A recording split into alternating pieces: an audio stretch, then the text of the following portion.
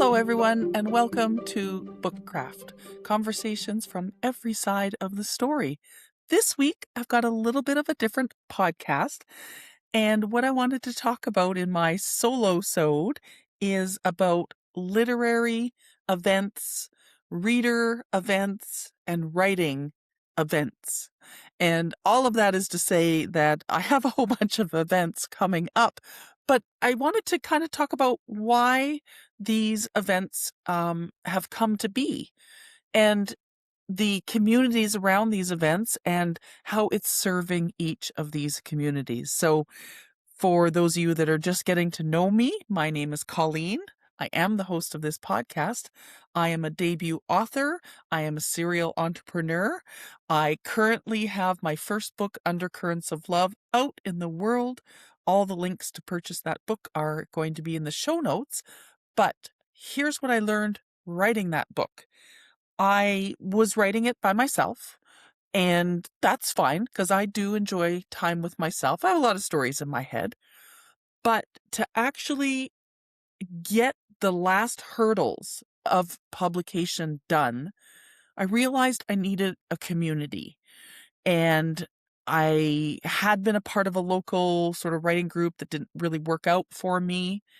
And so I was kind of missing that, mentor person, fellow author that I could ask questions to. I ended up having a great resource in a local author in the Edmonton area, and her name is Catherine Swift, and she was able to kind of help me with those details with the checklists and what do you need to do to get your book up on your ISBN numbers and get your book published and just all of those things. And she was really helpful with that. But I still was missing a writing group. I am happy to say I now have a writing group with hundreds of people in it, and it's so fun to see them multiple times a week, every week. And we talk about what we're working on and we, cheer each other on. And it's just been really, really great. But the other part that I kind of wanted to organize, because I realized that there's authors in the area that I live in that are, they don't have their peeps yet. They don't have their community yet. And I thought this would be a great opportunity to start offering some writing retreats. So writing retreat is basically if you are somebody that is an author, an aspiring author, maybe you already have a whole bunch of books out. This is an opportunity for you to basically get dedicated time to work on your craft. There's no distractions. There's no, oh my gosh, in the other room is the laundry. I need to go and do that. I gotta take the garbage out. No, none of those things can happen because you are physically in a different location. So I have a writer's retreat planned for April 13th to 15th of this year. And it's going to be just a small group getting together, and everybody is going to get a chance to work on whatever project it is that they're working on. Maybe it's a passion project. Maybe it's a fun, project that you just are writing for yourself. Maybe you have some writing work that you need to do for a client. Whatever it is, you can do that. You have nobody telling you what you can work on. You can spend as much time as you want. You can get up in the middle of the night. So it's a dedicated time for writers. And as I started putting it together, I've had more and more writers come to me and say, April doesn't work for me, but maybe we could plan a different month. And yes, I will absolutely be doing that. Because for me, as somebody that's working on book 2, I'm experiencing a little bit of stress. My first book is doing, for a self-published author that's doing everything, including the marketing by myself, I'm pretty happy with my book sales. It's going quite well. But there's a lot behind that. And so I feel as a writer, the pull that I got to get that next book done because then it's going to help with first book sales, which, they're still there. They're trickling in every day. But as a reader, I'm like, dude, get the second book done because I want to know what happens next. And I mean, I'm writing the book and I still am excited to see, where the characters take me. I have everything planned out for what I want to happen, but still there's that, there's always that character that kind of jumps in and is like, surprise, we're doing this. And as I was reading over my manuscript today, I had completely forgotten one of the scenes that I had written. And as I was rereading it, I was like, dang, this is good. So for me personally, being able to put aside that time where I am not worried about anything else and I'm only focusing on the writing, that's kind of a big bonus, big benefit. On the flip side of that, my readers, my people that I love in the reading community, my Instagram buddies, we're out there, we're reading books, we're sharing books, we're talking about books, and creating a space for them to gather for a reading weekend. I have done so 2 years ago, my book bestie Janice and I, we went away together and just did a readers weekend for just the two of us. Last year, I actually planned a big event, and we had a whole bunch of us go to a beautiful place called Rising Moon Studios, and it's absolutely gorgeous. And again, it's almost like you have to give yourself permission to not feel guilty for taking the time to do something that you really enjoy. And reading for a lot of people is something they really enjoy, but they feel like, oh, maybe I gotta go make supper. I gotta go shovel the snow. I better take the car in for its gas, or not gas. We don't change gas. Oil change. Sorry, my brain is really working fast today. But again, it's that opportunity to disconnect from all the things that you have to do and take an opportunity to do something that you love to do. So, Readers Weekend coming up. I've got a May event and a September event. And here's where, as somebody that plans events, not just, I plan events for readers and for writers and for all the chocolate classes and everything that I do. But I was really straining and stressing about the location for the spring retreat. And I had found a location that it's beautiful. It's absolutely beautiful. But the location we were at last year was just so perfect. Rising Moon Studio offers, for a reader, so many little cozy, snuggly places all over the facility. It's basically just a big giant house with a gorgeous yoga studio attached to it. There's sauna, there's hot tub, there's cold plunge, there's walking trails, there's just magic, absolute magic. And when I was looking at all these other locations, I was finding things that were pretty good, pretty okay, but they just weren't quite there. And so I messaged the owner the other day and I was like, okay, I'm seeing on the calendar, you literally have one weekend left for the entire year. Can it please be mine? She was like, yeah, absolutely. So both of the reading retreats that are on the schedule right now this year are going to be at the same location, one in May, one in September. And again, it's just that permission, and I don't want to say that like, well, I got to get permission to do things, but there is a lot of not stress, but a lot of pressure that everybody's putting on themselves. I think hustle culture is finally like the bro dude hustle culture is finally going the way of the dinosaur. But people still have a feeling of, here's what I have to do. I have to do this. I have to do that. It's a lot of have tos, shoulds, and just giving yourself permission to go, I am going to sit down with a book, drink my fancy latte, have my tea, and just read for the weekend.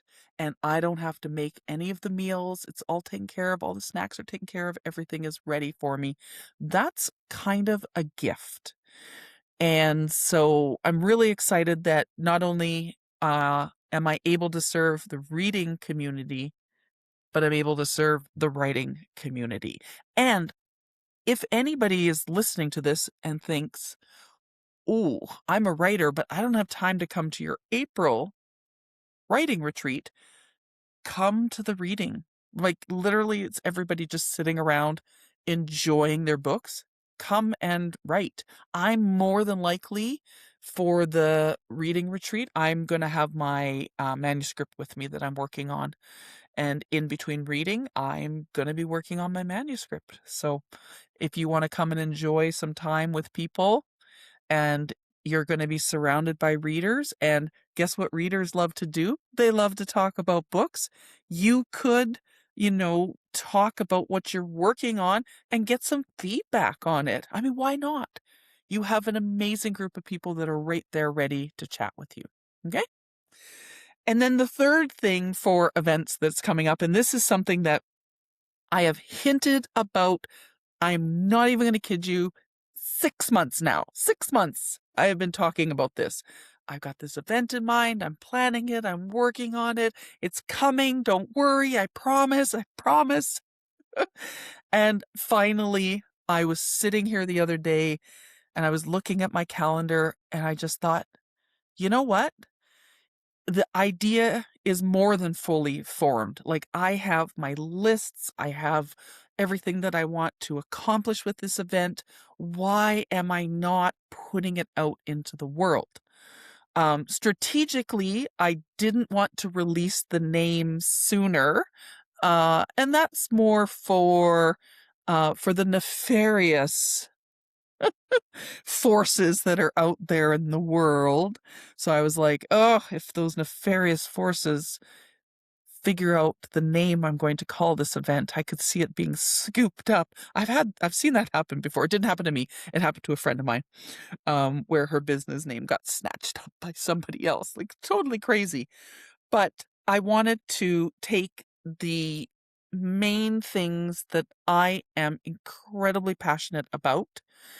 And so the reading and the writing, of course, and then the food. I have another podcast, the Food Explorer podcast, where I, delve into all different aspects of food.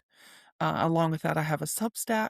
So I wanted the reading and the writing and the food and the hosting events and my master chocolatier work and everything.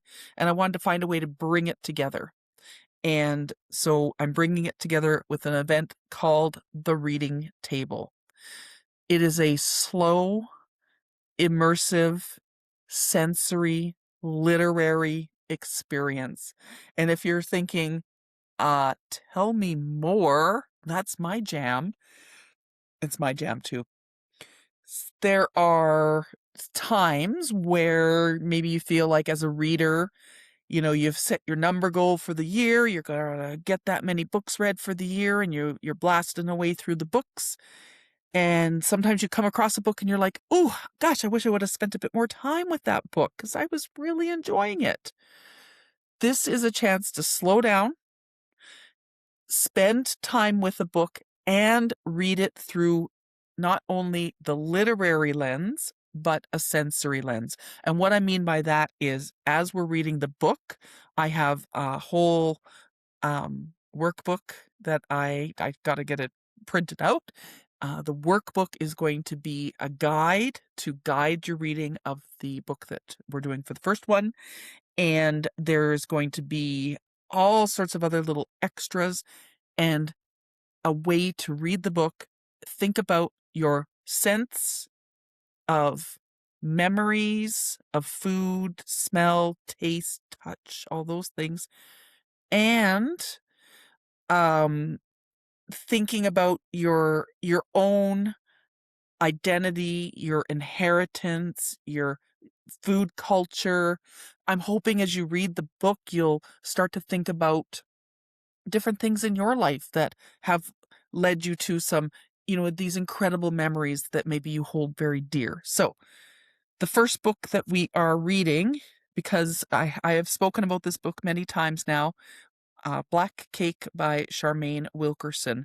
So this book deals with so many things. Now, there is a little bit of DV in it, but not in a gratuitous way. It is purposeful. It makes sense for the book and everything that happens to each of these characters. We have the Chinese diaspora to the Caribbean as part of the book.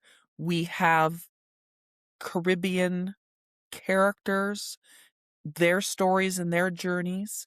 We have secrets, family secrets, but we have this really strong food culture and what can you inherit? What are you not owed, but what is part of your inheritance? The very front of the book, it says, we can't choose what we inherit, but can we choose who we become? Oh my gosh, I have serious shivers reading that. I listened to this book. I immediately went and bought the book because I had to have a copy of it. And then as I was thinking about this reading table, literary, immersive experience, my brain said, this is the book. This is the book that we need to do for this first inaugural event. We're going to run it for the entire month of May. May 1st is going to be an in-person, you get your kit. We're going to do a nice sip and savor evening, talk about how the month is going to go. We're going to have a mid-month check-in. I'm creating a dedicated chat space for everybody. And then at the end of the month, we're going to take all of these sensory memories, feelings, thoughts that you've had, and we're going to create something very cool for our last in-person meeting. So it's going to be an incredible year. This spring is bonkers with banana pants, exciting events. I'm really kind of over the moon because this creation of events is serving my readers, my writers, my foodies, my people that are interested in taking time for themselves, taking time to write, taking time to read, taking time to create. And all of that is to say that you can do some really, really cool things if you put your mind to it and you start to think a little bit outside the box of what you're creating. And for me, the reading table is one of those things that I have had to sit with it for such a long time because I really just wanted it to be perfect. And then I got to the point where it was like, okay, I've got it. We're good. We're ready. And it was all my own, imposter syndrome coming in. Like, how are you going to host this event? And then I just started thinking, I host events all the time. I literally am hosting an event tonight after I finish recording this podcast. So I've been working hospitality for more than 20 years. I've been working hospitality for 30 plus years now. And for me, when I think about putting on these events, I'm thinking about it from the perspective of the person participating and what do they want to get out of it. So a little bit of a different episode this week, but I thought it was just really interesting to talk about these events because here's the thing. There's a lot of creators out there, book talk influencers and stuff like that are creating events just like this.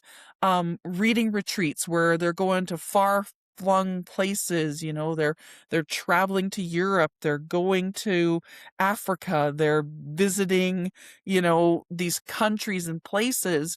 And it's one of those things where I can also do that because not to, toot my own horn, but I feel like I'm pretty good at creating events, creating meaningful events, creating events that people talk about after the event and how much they loved it and how much they enjoyed it. And that's what you want. You want that excitement. You're not meeting guest expectations. You're exceeding them. And even for the reading table, I'm not giving away all of the little things that we're going to be doing, but I have a few things that are gonna, blow the socks off of the people. And that's the other really amazing thing is when you start to organize these events and you see who signs up for these events, it's like the perfect group is coming together. The people that were meant to be at each of these events are putting their hand up and going, yes, please. I want to be involved. So if you are a reader, I've got something for you. If you're a writer, I've got something for you. And if you're a little bit in between that, I got something for you. And with that, yeah, I want you to go forth, and however you can create some magic in your day, please do that. And remember that no matter how you enjoy books, there is a place for you here. Thanks, everyone.